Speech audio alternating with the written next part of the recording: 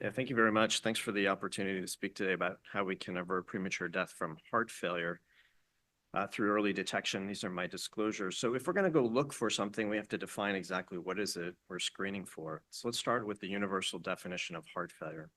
So heart failure is a clinical syndrome. It's not a specific disease, it's a syndrome. And it's defined by having symptoms or signs caused by a structural and or functional cardiac abnormality. And this has to be accompanied by one of two things. There has to be either elevated natriuretic peptide levels, or there has to be objective evidence of congestion, either pulmonary congestion or systemic congestion.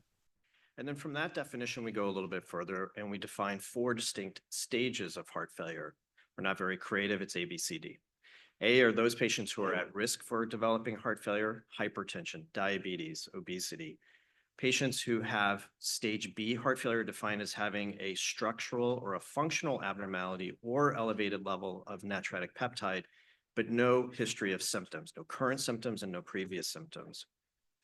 When we talk about stage C, that's what we typically think about with heart failure, symptomatic patients who have breathlessness and congestion, and then advanced heart failure are those patients with end-stage heart failure. Now, when I was growing up, the risk of experiencing heart failure was 1 in 5, about 20% lifetime risk of developing heart failure. And as we heard this morning from Dr. Harrington, things are getting worse. The risk now is 24%. 1 out of every 4 individuals in the United States will experience heart failure over their lifetime.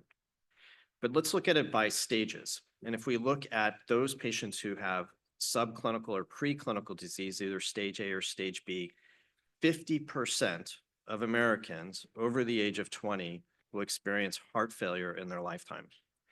Think about that for a minute. 50% of Americans will have heart failure over their lifetime. And that's like taking this half of the room and saying, okay, you guys are going to have heart failure and you guys will not. That's how prevalent heart failure is. When we look at it a little bit more, about 30% have stage A, who have risk factors for heart failure, and about 25 to 30% are stage B who have structural disease but are asymptomatic. Now, this burden is not equally shared. In fact, there are disparities in individuals who have heart failure. The fact the incidence of heart failure is about twice as high for Black Americans as it is for white Americans, and the risk is somewhere in between for Hispanic Americans. And not only is the incidence of heart failure disproportionately felt, but so is mortality from heart failure. And this is true that over 2012 to the current time, deaths from heart failure are increasing, but that burden is disproportionate for Black men as compared to white men and white women. And we also can see disparities when we look across the country, when we go county by county, and you'll see that the risk of dying from heart failure is greatest in the Southeast, in the South, and in the Midwest. And if you were to zone in on urban centers like New York or San Francisco or Chicago, you'll see that the rates of dying from heart failure are actually the lowest in the country. So what are we talking about? We're talking about access to healthcare. And this is important when we think about screening modalities. How are we going to get screening tests to the patients who are at greatest risk of experiencing heart failure? This is particularly true for those individuals who live outside urban areas, who live in the country. So what is the current state of affairs? How do we diagnose heart failure? Believe it or not, this is one way to do it. This is endorsed by the guidelines. You use the Framingham criteria. You need 2 major criteria or 1 major criteria and 2 minor criteria. Nobody does this. But if you look at the criteria, what those are actually signs and symptoms of congestion. But we can take this model and we can assign points for the presence or absence of each one of these particular factors.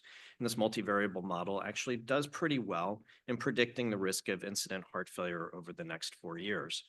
And we can improve this model, and this was done through ERIC, the Atherosclerotic Risk in Communities database, by adding natriuretic peptides. And this significantly improves the predictive ability of the model. However, this is not really clinically applicable.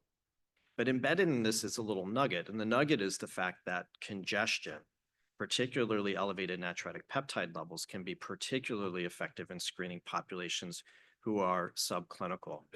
And this was the basis for the most aptly named trial, which was called the Stop Heart Failure Trial. This was conducted throughout multiple primary care practices in Ireland with a simple premise. They took individuals who did not have any heart failure, symptomatic heart failure, but were at risk, so those stage A, stage B individuals, and they drew natriuretic peptide levels.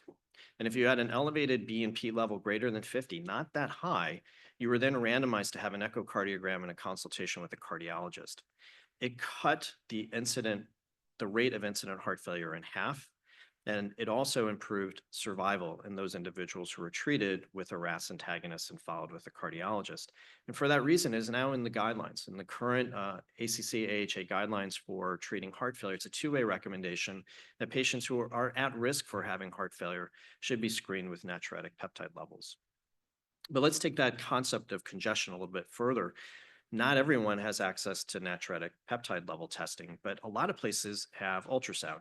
And this was a sub-study of the Homage trial, which looked at those at-risk patients, again, subclinical, no history of any heart failure symptoms, and assigned them to have a screening echocardiogram.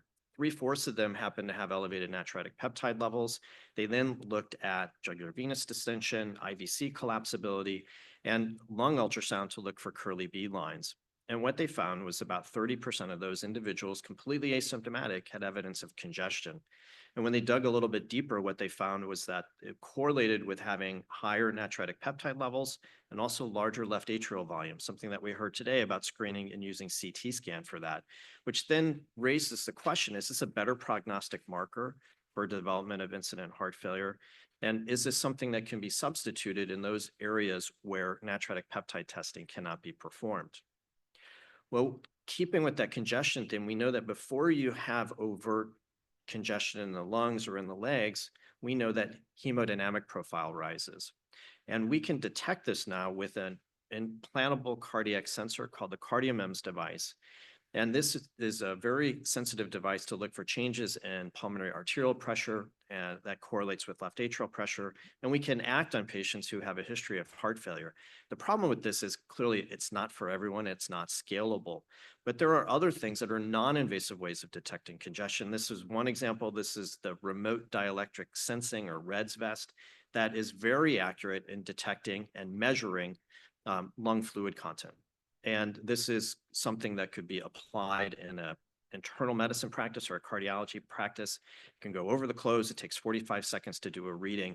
And if you detect lung congestion, that would be a great screening tool for the development of, or screening for incident heart failure. But what about this? This is even better, which is there's a saying in medicine, listen to your patient. They're telling you what's wrong with them. Well, can we use an app? Everything's got an app nowadays. Can we make an app that can use remote speech monitoring to detect early signs of congestion? And this, in fact, is the Cordio Hero device. This is something that is now currently in clinical trials. The community study looked at this in patients who had symptomatic heart failure. Patients were asked to say a couple sentences every morning, and you can check their speech patterns, and you can detect the early form of congestion and intervene earlier. And then lastly, let's turn to artificial intelligence. This is really nice work from Yale. They looking at electrocardiograms. They built their model looking at 12 lead EKGs, but they extended it by looking at a single EKG lead. And think about the power of that. You can do it off of an EKG lead for patients who come to the emergency room, who get an office EKG, or wear it on their iWatch. They built this model, and what they found was that when they applied this to an at-risk subclinical population, patients who fit the model had a 3 to 7-fold higher risk of developing incident heart failure. And then lastly, we also know that we can use AI-enhanced clinical decision support systems to augment the ability to identify heart failure. This is just one example where they used this model to help internal medicine doctors. When they compared patients who had heart failure, went to a heart failure doctor, the heart failure doctor got it right 100% of the time. Internists got it right about 70% of the time. But when they used this AI-enhanced model, they equaled that gap. They eliminated that gap. And with the use of AI, the internists were able to detect heart failure 100% of the time. So in conclusion, there is a very, very high prevalence of adults who are at risk for developing symptomatic heart failure. Screening modalities rely on this presence of congestion. I think we can do better than that. There's clearly a need for novel approaches which are scalable. And lastly, AI will be an essential tool to enable screening large populations of heart failure patients. So thanks very much.